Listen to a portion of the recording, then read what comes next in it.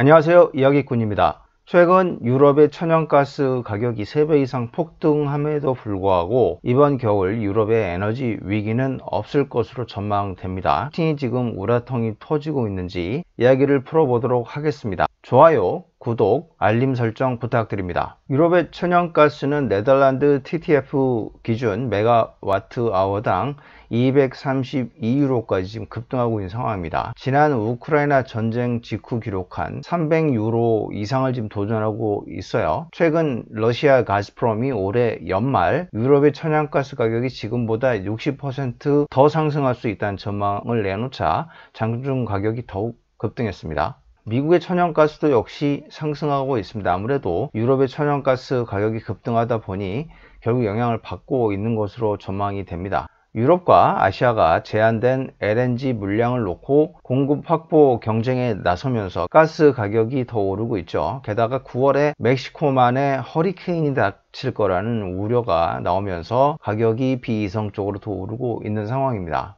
미국은 우크라이나 전쟁 이전보다 훨씬 더 많이 오른 상태이죠. 유가는 계속 하락하고 있는 상황에서 천연가스만 미국, 유럽 모두 급등하는 희한한 상황이 펼쳐지고 있습니다. 재미있는 거는 유럽의 천연가스 수급 상황이 나쁘지 않다는 거예요. 유럽의 상반기 LNG 수입은 작년 대비 무려 60% 급증을 했어요. 이렇게 사재기를 많이 해서 유럽의 LNG 재고도 저장 능력의 73%까지 회복을 한 상태입니다. 이런 상태라면 11월 목표치인 저장 능력 80%를 채우는 것은 문제가 없을 걸로 보여요. 아마 유럽이 재고를 빨리 확충하는 과정에서 천연가스를 무차별로 수입을 해서 최근 가격 급등이 나타난 게 아닌가 생각이 듭니다.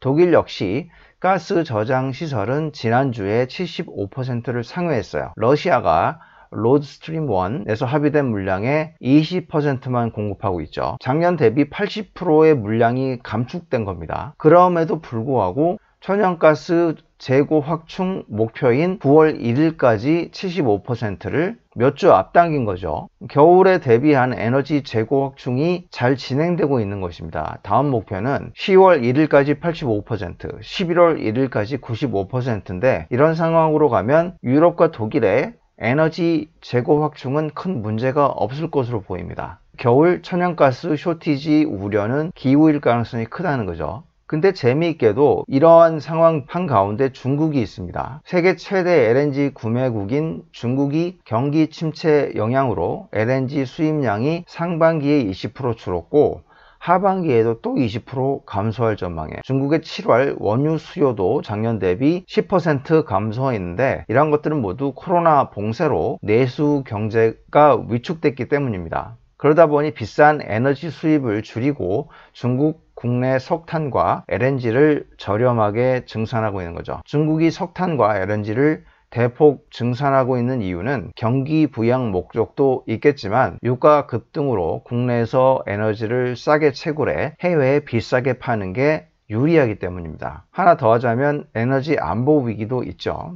산시성의 올해 석탄 생산량은 작년 대비 1억 톤 증가한 13억 톤이 될 전망이고 내년에도 0.5톤을 더 생산할 예정이라고 합니다. 중국의 LNG 생산도 작년 대비 올해 7%가 증가할 예정입니다. 이러한 상황에서 중국은 남아도는 LNG를 유럽에 비싸게 팔고 있어요. 유럽 상반기 수입량의 7%를 중국이 담당했다는 게 이야기꾼도 굉장히 놀란 뉴스입니다. 중국 국영 석유 회사인 시노펙은 4월 말에 중국이 LNG 전매를 하고 있다는 것은 사실이다 라고 밝히기도 했어요. 유럽의 천연가스가 폭등했기 때문에 이것을 유럽에 도로 비싸게 파는 게 더 이익이 남는 거죠. 그러면 어떻게 되는 겁니까? 러시아가 중국의 천연가스 공급을 80%나 줄이고 이걸 저렴하게 중국에 팔고 있죠. 인도에도 팔고 있죠. 중국과 인도는 이렇게 싸게 수입한 러시아산 천연가스를 아주 비싸게 유럽에 대팔고 있는 겁니다. 유럽 푸틴 입장에서는 우라통이 날 수밖에 없겠죠. 결국 최후의 승자는 또 미국과 중국이 되는 거죠. 미국은 러시아가 장악하던 유럽의 천연가스 시장을 미국 LNG로 대체하고 있는 거고 중국은 우크라이나 전쟁으로 러시아가 공경에 처해 있는 상황을 10번 활용해서 차익 거래에 훌륭하게 성공하고 있다는 점입니다. 제가 푸틴이라면 열받아서 제대로 잠도 못 잘 것 같아요. 현재 지금 국제 유가가 우크라이나 전쟁 이전으로 회귀한 상태입니다. 중국의 경기 침체로 에너지 수요가 줄어들었기 때문이고 미국도 경기 둔화가 심화해지고 있기 때문에 에너지 수요가 더욱 줄 가능성이 큽니다. 여기에 추가로 에너지 가격을 더 떨어뜨릴 수 있는 변수가 등장을 하고 있는데 바로 이란이 서방 국가들과 화해하는 분위기로 흐르고 있다는 점이죠. 그래서 이란 핵 합의가 결국 체결될 가능성이 점점 높아지고 있습니다. 이란은 세계 4위의 원유 생산 국가이기 때문에 이란이 증산을 시작하면 원유 가격은 더 빠르게 하락할 가능성이 큽니다. 이란 핵 합의가 복원될 가능성이 점점 커지고 있습니다. 이유는 이란과 미국의 입장을 종합해서 최종 중재안을 핵 합의 당사국인 이란, 미국, 영국, 프랑스, 중국, 러시아, 독일 등에 전달을 했었습니다. 이란은 예상 외로 EU의 중재안에 대해서 8월 15일 서면 답변을 기한 내에 제출을 했어요.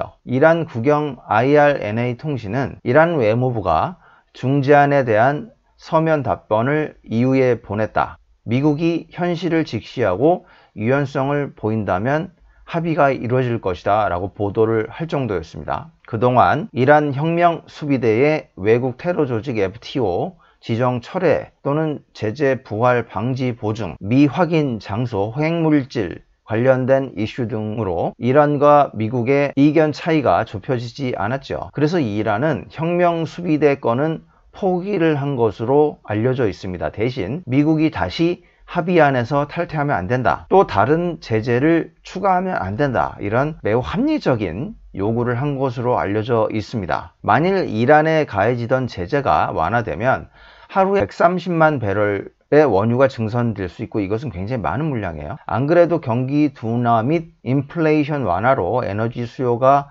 감소하고 있는데 추가로 원유가 증산이 되면 유가는 더욱 빠르게 하락할 가능성이 큽니다. 지금 유가가 많이 상승한 것 같아서 인플레이션 시대다, 상품의 시대다라고 착각을 하시는 분들이 있으신데 지금은 상품의 시대가 아닙니다. 원유가 많이 오르긴 했지만 이게 2008년 이후 저항선을 벗어나지 못하고 있어요. 지지선도 이렇게 있고 2010년대부터 에너지는 박스권 내에서 움직이고 있는 겁니다. 지금 이 상품의 시대가 되려면 이 박스권을 매우 강하게 치고 올라가서 훨씬 많이 급등을 해야 정상이에요. 근데 지금도 또 2008년의 고점을 상향 돌파하지 못하고 다시 무너지는 모습을 보여주고 있습니다. 근데 이야기꾼은 계속 일관되게 말씀을 드렸습니다. 유가 하락은 공급이 아니라 수요에 달려있다. 세계 경기 둔화가 심해지면서 원유 수요도 감소할 것이다 말씀을 드렸어요. 실제 오펙과 EIA는 원유 수요가